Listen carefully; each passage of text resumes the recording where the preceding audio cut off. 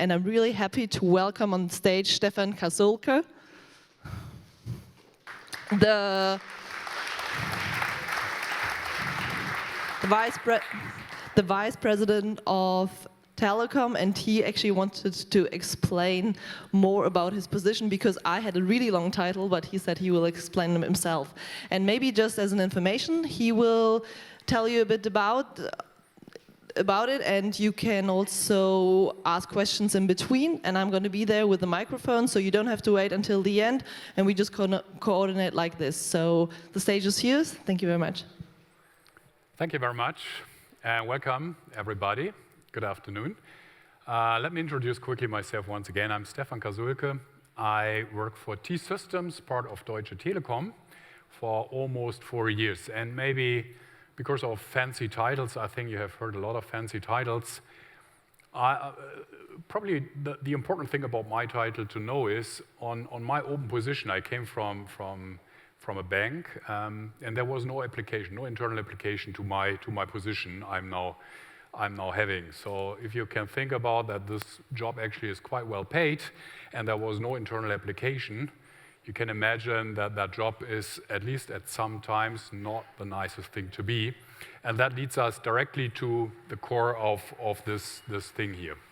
My job is supposed to do simply one thing: if things don't work, to make sure that it does work again. And it's that simple, but sometimes it's difficult to do, even though it looks simple. And just to explain you how things have changed, I thought about my personal life.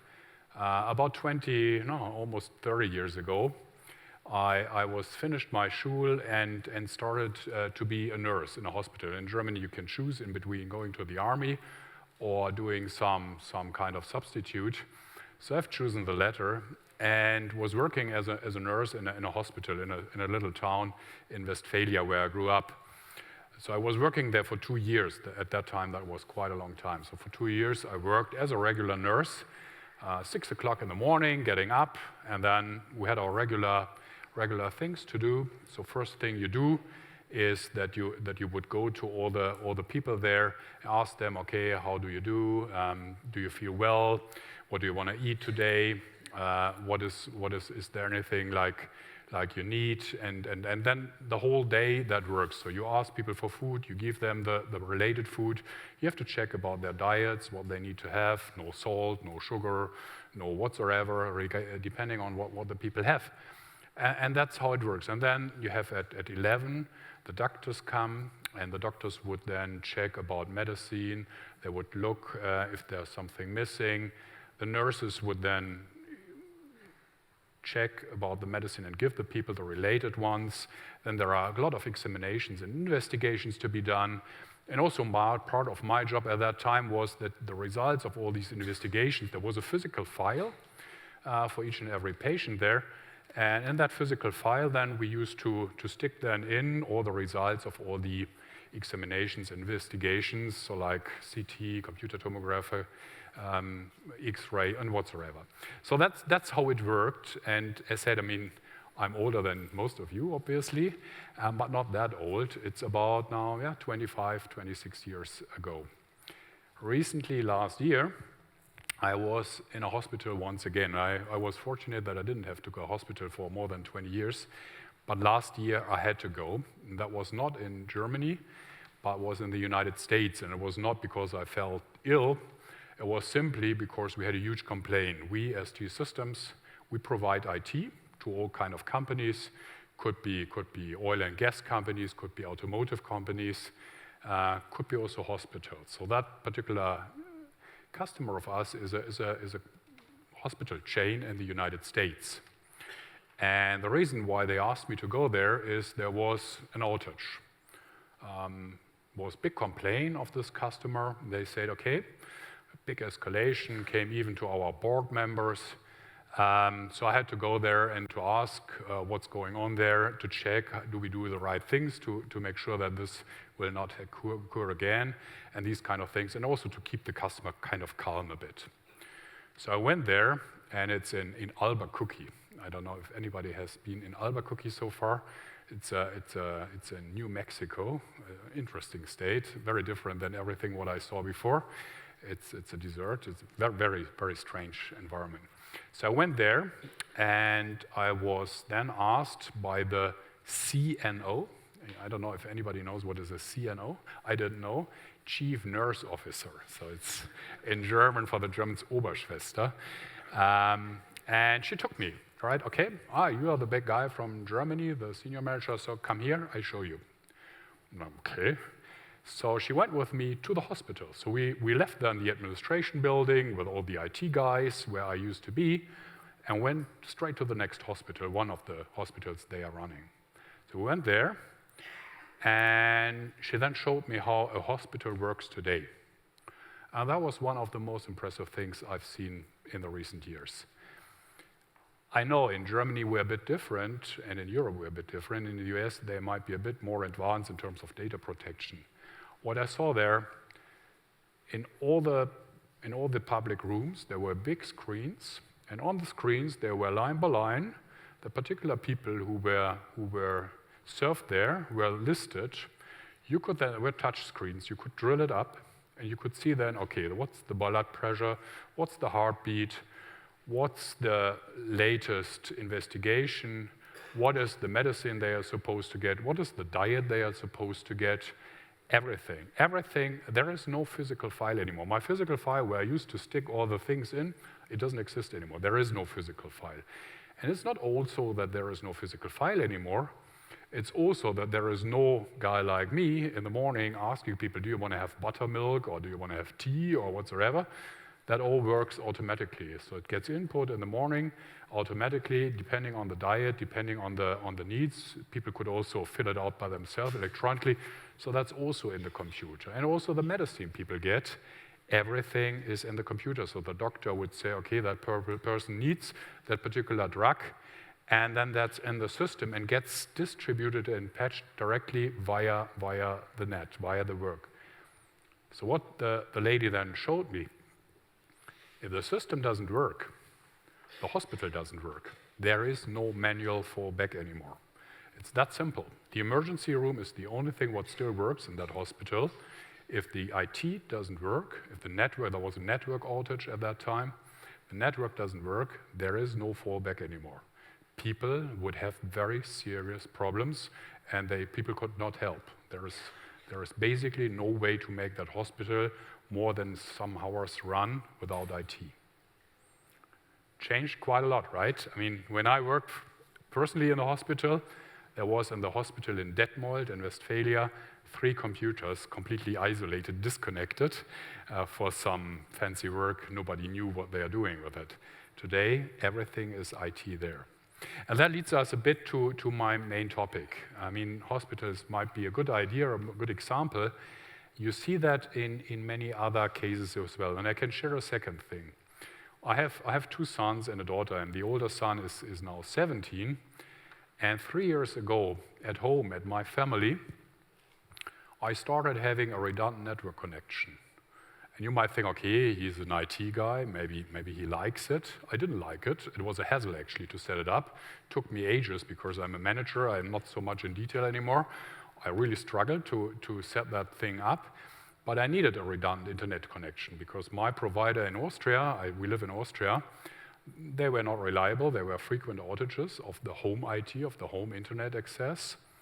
And as Paul is using Moodle and needs to have Moodle for making his homework, and he's not that great at school, it became critical, kind of a major incident in my personal life, that he really struggled to get his schoolwork done and then got bad scores.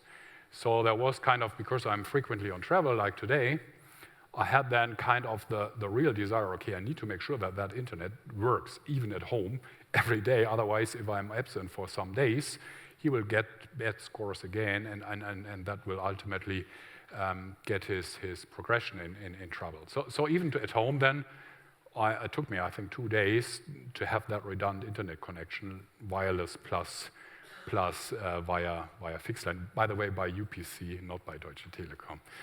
In Austria, there was no other way. So yeah, these are things I wanted to share with you, even in personal life, but even more in professional life. It has to work. It simply has to work. And even in our personal conditions, it is now that we do not accept anymore any outages. I collected some more recent cases, you can see here. And tonight there is the football. I don't know, who of you supports Munich? Only one, I support Bielefeld, by the way. Who supports Madrid? Also one, okay, so you will not really mind if that would not be possible to see. I can share you when that Champions League match of Schalke 04 happened, and Sky couldn't send it because of an IT outage. That was a massive shitstorm they got for that. And I don't know how many of you, hopefully not so many, are customers of Vodafone or E+. They were in the recent 3 weeks. I just collected the messages on NTV. 3 outages on Vodafone where people could not simply use their normal regular phone in Germany, and 1 outage of E+. Just in the recent 3 weeks. And these kind of things, I'm not saying that Deutsche Telekom, we are 100% protected. I'm just saying for a company like us, an outage is not only that, for instance, we have huge penalties, but also that the reputation in public then really quickly gets damaged massively. And you see that Vodafone, 3 outages, people really start complaining, and then over time they will stop having Vodafone or Deutsche Telekom, it was Deutsche Telekom, as their provider. So it really hits then our results. Some other experience. I just want to make sure that you understand in how many areas. I had recently, that was quite short before Christmas, and as said, we are providing also network services for big customers. One of our big customers is DPDHL, Deutsche Post.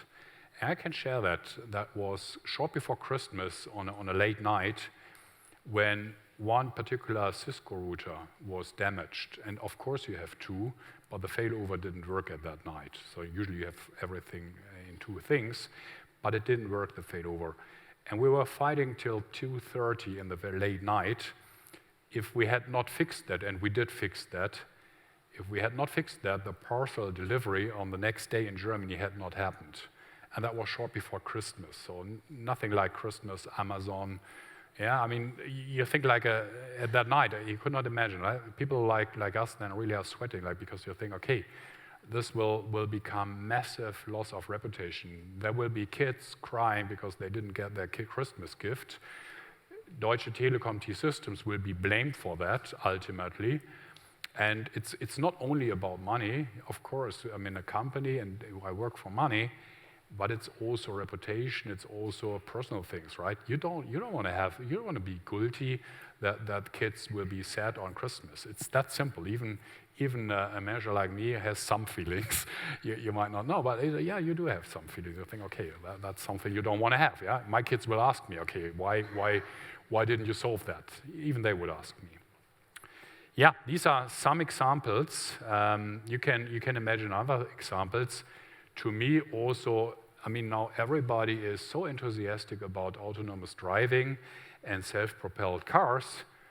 My first thought when I heard about it is, okay, we need 5G networks for that, these ultra-fast networks, which make sure that a reaction, even via remote, can happen within very, very few milliseconds, much faster than today with a 4G network. But okay, that might all be solved sooner or later. But what if the system then doesn't work? What if there is a network outage somewhere? Do we have a traffic jam then, or what, do the cars crash, or what's going to happen then? So that thing about outages and about stability, from my experience, it becomes more and more critical. Any questions? I mean, as said, I said before, I'm very open to questions and also comments or feedback. If you want to ask some questions, feel free.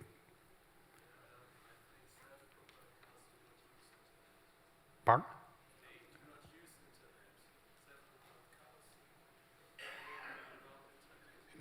They don't use it?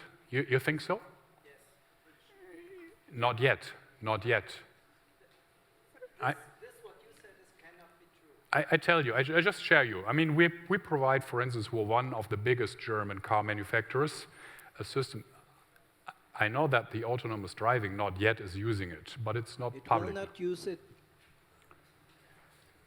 Please start. Is it on? Yeah. It will not use it, it's not allowed, and it will never be dependent on it. It is just a nice to have in addition to anything else. So please don't say that it will rely on that. That is not the truth. Sorry. That's as of today. That's as of today. No, that's forever. And I don't believe in that. I don't believe in that. And I share you why I don't believe in that. For the time being, I know. However, if you just check what is today mass stream, let's take Daimler, let's take BMW, let's take all the big things, and we are providing these kind of services. It is already today that we have a traffic system which is used by one of the biggest car manufacturers in Germany, which will do all kind of rerouting if there is a traffic jam. They do everything. Right now, this is already in place. It's working. We are providing that service for a big manufacturer from Germany. And it's already today, if that system doesn't work, I can just share you, it didn't work on Friday. If that system doesn't work, the rerouting of cars doesn't work the way anymore. So okay, if it's just affecting one car manufacturer, maybe then only that particular brand will not take the new way and not avoid the traffic jam. But I'm saying, yeah, I know that. I'm just saying, not yet. I'm just saying today it's already, if it doesn't work, we have a huge traffic jam. If it doesn't work for many systems. That's today, traffic jam. And you will not neglect that today we have a big traffic jam. In the future, also some short term, and we have spoken about that many times, there will be also some very, very, very short-term interactive responses. And okay, it might be forbidden now, it might be not in 5 years, but it will come up as well, and I'm very sure about it. And I'm just telling you, take other examples. Take like remote surgeries. It will not work without IT. You can say it's not allowed. I'm just sharing with you, future will come and the demand for more stable operations will grow for all these kind of needs. I'm not saying today it will make a crash. I'm just saying today it will make a traffic jam, and what it does make tomorrow, I'm not so sure about. You might shake your hand. I'm very skeptical about it. I'm very skeptical about it. You mix oranges with apples. It has nothing to do with it. I have a different opinion. You mix oranges with apples. You say something which has to do with the infotainment, but not with the security aspect. Automatic driving is about security and not about infotainment. It is like there is no radio or something like that. That is not a safety aspect. And what you're saying is it has to do with safety, and that is not the truth. Sorry about that. Yeah. And I would ask you not to say that. And I'm saying rerouting is not an infotainment, I'm saying. And in particular, if there was, for instance, someone who's driving on the wrong side, it's not about nice to have information anymore, it's about serious information. That's my view on that one. Yes, please. To just close that discussion, you two were talking about different systems. You were talking about networking self-driving cars and the convenience aspect of having traffic completely networked and organized. The gentleman was talking about the system of an individual car, how an individual car is navigating its nearby environments. And those are indeed two different systems and two different problems. I agree. And my only message is, it has become already critical, and it will become even more critical in the future, and I'm very convinced about that. Okay. Any questions regarding, other questions regarding my examples? I mean, flight control might be a bit obvious, that people just depend on IT for that one. And any other examples you want to share, or any other questions? Yes, please. Isn't the telecom part of the isn't the telecom part of the problem because of the centralization of system services? The telecom does everything. Or to look at the hospital, before you had files on every bed. Yeah, you had a single file, and sometimes the file get lost. It was bad for the patient, but now a server breakdown, and to look on a system like the telecom, if the telecom breaks down, a whole country may break down. And for example, cloud services, it's a part of a problem. I agree with you, yeah. Of course, Deutsche Telekom and T-Systems are part of the problem because they have a kind of a concentration of many very critical services. There are then devices, routers, specific net hubs. If they don't work, that has an extremely serious impact on the total network. And yes, that's right. Okay. Then let me a bit go ahead why things don't work, and just to give you an insight after 4 years in Deutsche Telekom T-Systems, this is just an insight in why things don't work the way they are supposed to work. We have three big parts of the problem. We have, and that's to me the most critical thing, is we have people, and people make mistakes by nature. And you can do a lot of things to try to avoid that in terms of training, education, awareness, good processes to support them, systems trying to protect people for making mistakes, and many, many other things. And we did a lot of other things. The issue is still, at the end of the day, for instance, the most frequent root cause for outages is that something has been changed. And you might know that also from your personal environment. Your system will work for a long time, and then you get a new firmware for your router, at least I got recently, and then it doesn't work anymore. You do an upgrade, and for whatever reason, it doesn't work anymore. Maybe some settings, maybe some bug in the firmware, whatsoever. There was a change, and that change then makes the system not working anymore. And like it is in your home IT, and you might experience have, that's pretty much the same also in professional IT and the big ITs.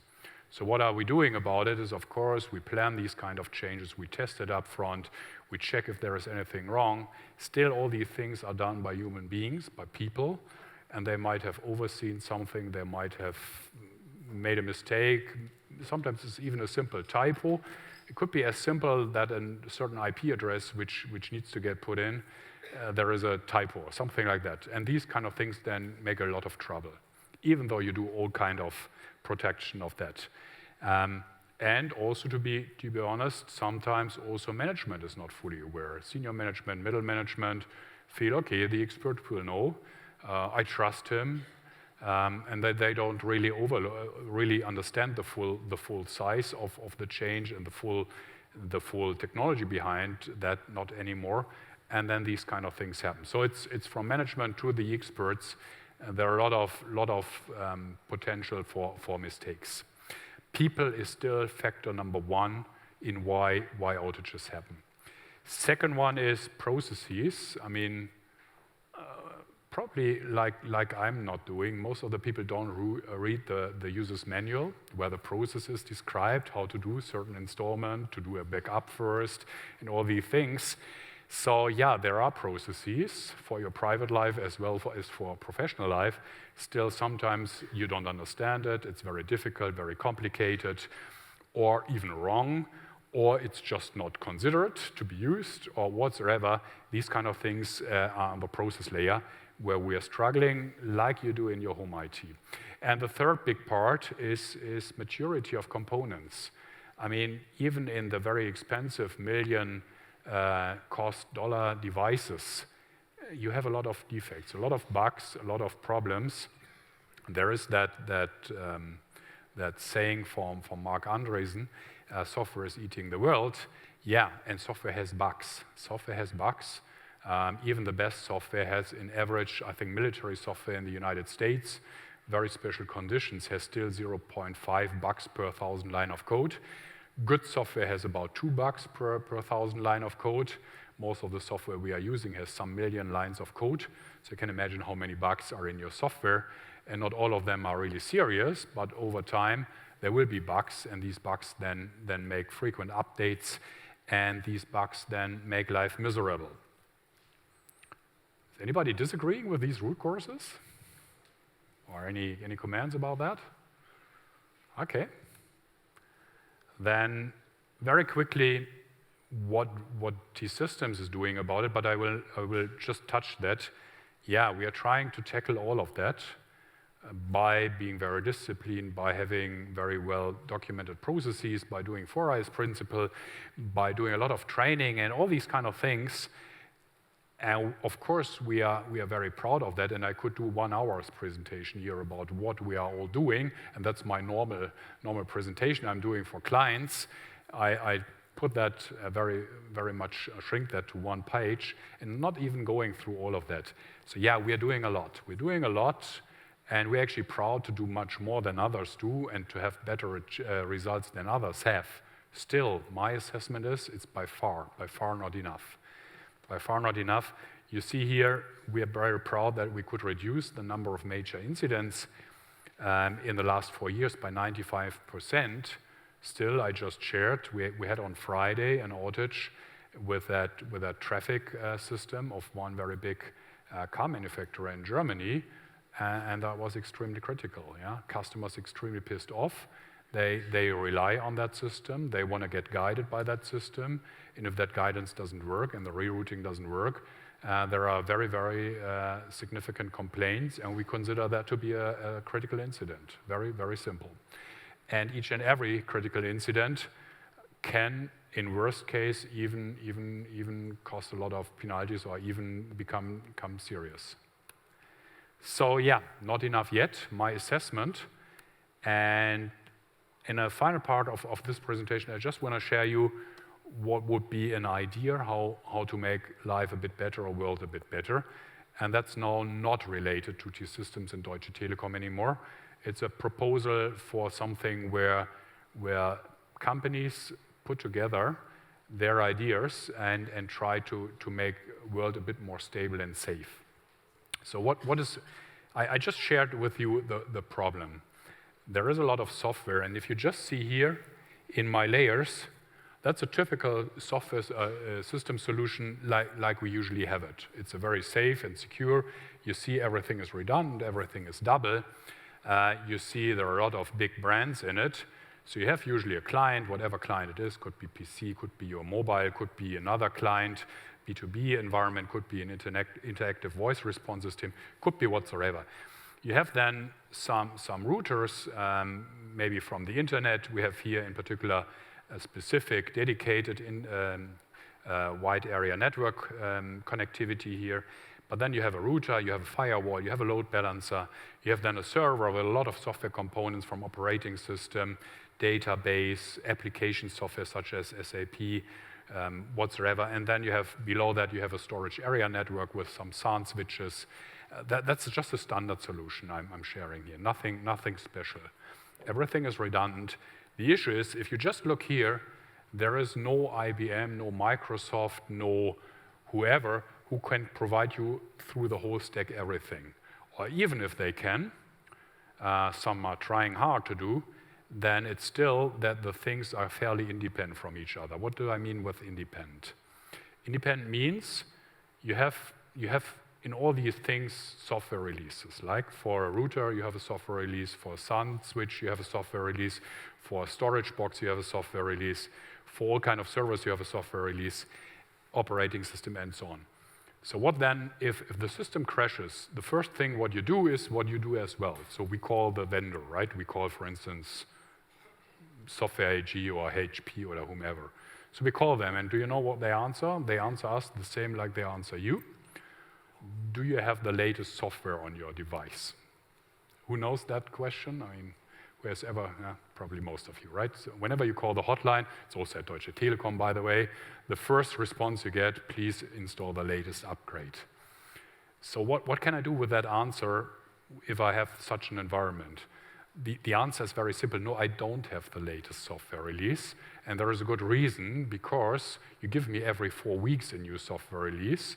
And if I get a new software release, I'm supposed to test it against all the other software releases of all the other folks here on that picture.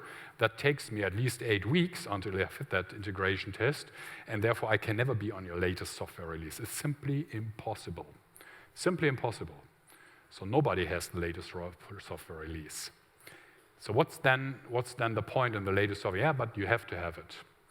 What I'm saying is we have too many software releases. It's completely unacceptable to have of each and every software provider every 4 weeks, 3 weeks, 6 weeks, sometimes patches on a daily basis. That doesn't work anymore. It just doesn't work because you might. Oh, okay, you have a question?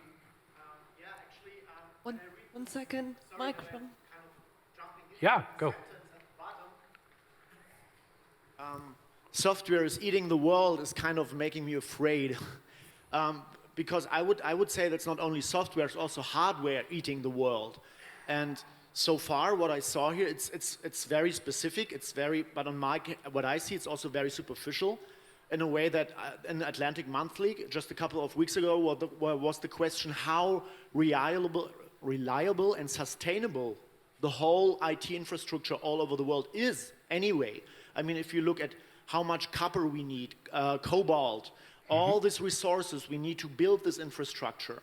And it is eating the world, the hardware we use here and everyone. And there are some other problems. So are you also kind of have an outlook on when do you run out of the resources for create the hardware and software? I mean, this is critical, I think, and I don't see anything about that in your presentation so far. And I think this is also disastrous what is IT doing to the world right now. And I think that's a very critical topic, and I never really find any research beside this article of Atlantic, and they got it by a survey or research done by Greenpeace or something, I don't know. Yeah.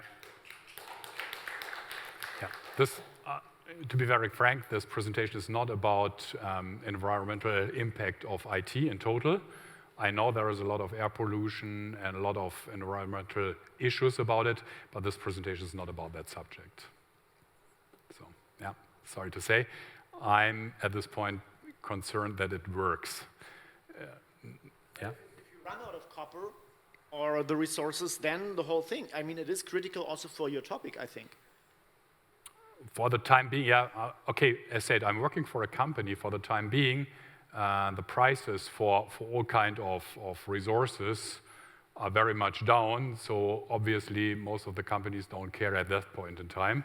That might change as soon as copper and all the other things get more expensive. And I remember about specific minerals about 2 or 3 years ago, it's not long ago, where people were extremely concerned about seltene Erden and these kind of things.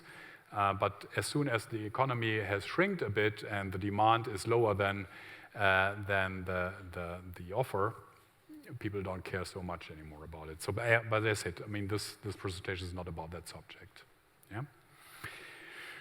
Good. As said, my concern is here that these mixture of software suppliers and hardware suppliers everybody has, and this mixture of different firmware and software releases has become extremely critical. And it's, to me, the biggest threat of a stable working IT.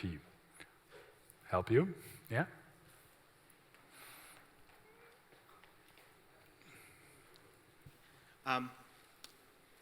Just directly to that point, you're saying that the disconnected dev cycles of disconnected development cycles of software providers are a problem.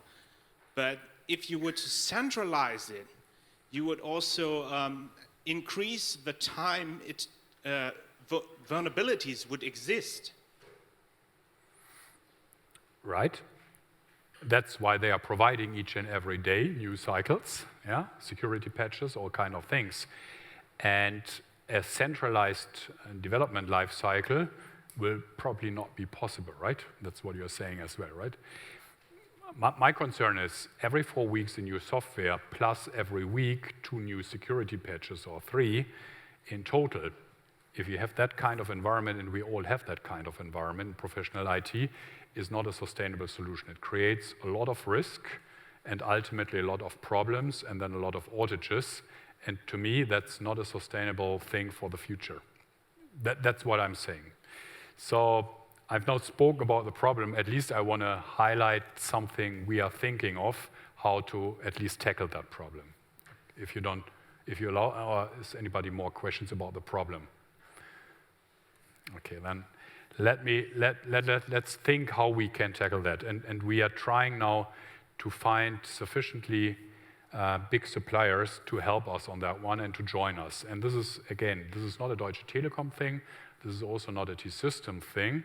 It's what I call an industry standard, where we are trying, together with some others, to find as many partners as possible to make world a bit more stable.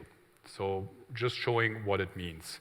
As said, one of the critical things is the software and the different release cycles and the frequency of these releases. So what we are thinking of is, what if at least we could reduce in saying, okay, we have only maybe 2 releases per year, very well tested releases, much less frequently like we have, and then only security fixes if there is some vulnerability seen at the very end. But for new features, for new options in the software, we have only 2 releases per year. And we would have then components, as I showed here, for all the things from load balancer, firewall, router, switches, servers, operating system, all kind of things, where we have only 2 regular releases per year. And for that particular components, the vendors would make sure that it works with the others. So there would be a dedicated stack of zero outage components, and everybody who has that kind of product in his portfolio, he would make sure that it works with the others. So he will only issue 2 releases per year, and he will make sure before he releases this that gets integrated, tested before. So you know then from Brocade, for instance, providing storage area network switches, it works with Hitachi systems, it works with HDS systems, it works with EMC systems. So that would work. So you have at least sure that has been pre-tested and works, and it's only once in a year. And then just security fixes, with just making sure that vulnerabilities will get fixed. So that would be one of the core things we want to make different in that gremium. And there is now, we are founding kind of an association, non-profit association, to find, I mean, the ones I listed at the bottom have already joined that, and making sure that this cycle will really get implemented for particular components for these high availability solutions.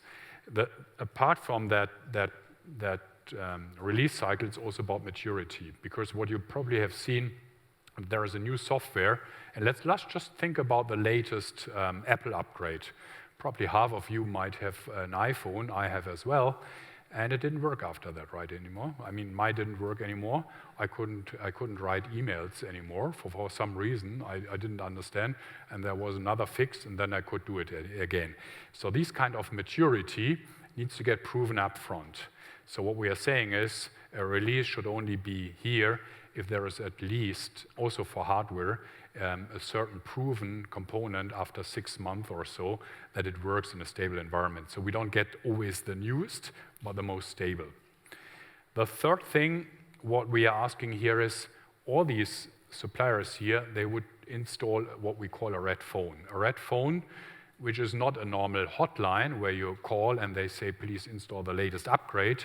A red phone is, to me, a hotline where I immediately get access to level 3 technicians, the best people from Cisco, for instance, who really help me in analyzing why it's now not working, and they're really helping me. And we have established that with Cisco. We have established that with Brocade or NetApp. Please?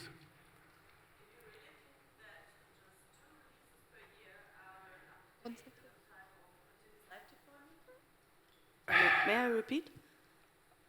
I know that it sounds tough, right? Yeah. I know very well, yeah?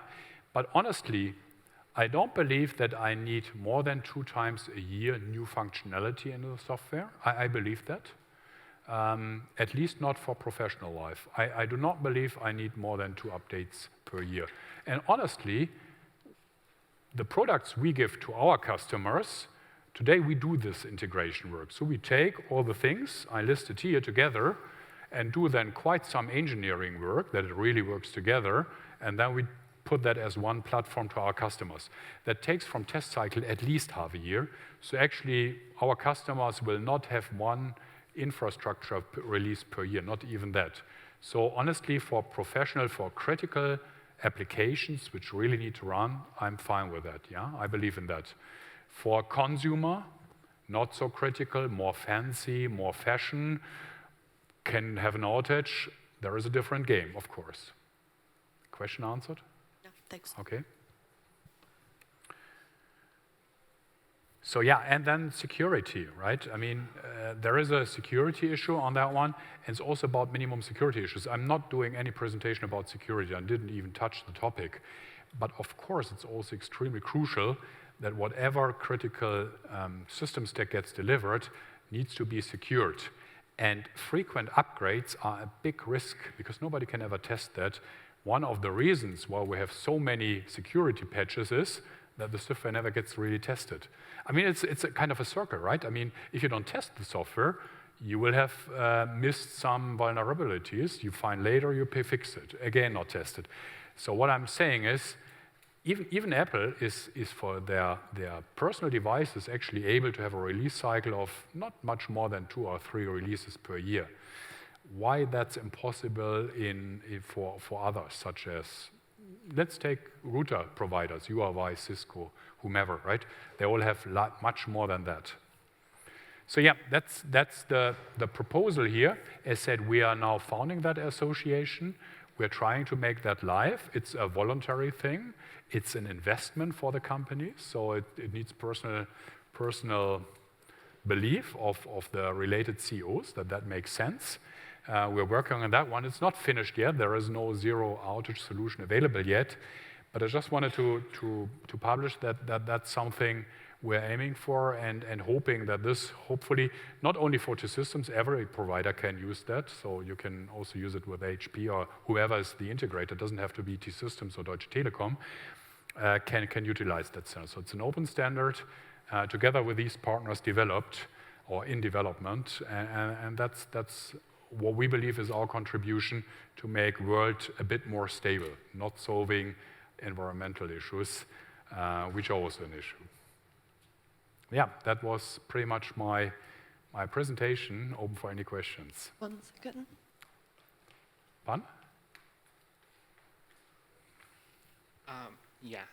Thank you for the talk. There's one problem I think you should have addressed, but you didn't. How do you plan on dealing with technological obsolescence? So not every home will be currently is at the same standard when it comes to telecommunication technology, and it probably won't be at any time. Mm-hmm. And how will you deal with that there's still components in circulation who use software or hardware components who will one day be incompatible with newer components? Mm-hmm. Yeah, I mean, that standard obviously will not solve that one. I agree. We are focusing on critical applications, and let's say there will be other components. What I believe is, even in the consumers will become much more demanding than they are today. Today they somehow accept that IT sometimes doesn't work, and usually then the dad needs to make sure that it works again. I think in future dad will also be a bit of annoyed by that, and then hopefully also try to aim for things which simply work together. And I can see that trend also. I mean, why, for instance, buy many people everything from Apple? Because Apple things work quite well together with little little personal knowledge and little personal interaction. So we believe these kind of standards, even in the consumer, can over time help that things simply work better together, and then is an advantage to be bought. I mean, ultimately, we are a company, we're making profit, and we want to boost our sales by that. But we feel that's a feature where people are really demanding for more and more. But yeah, outdated devices, by the way, I have them in my data center as well. It's not only in your personal things. You will not believe how many outdated devices I have in my data center.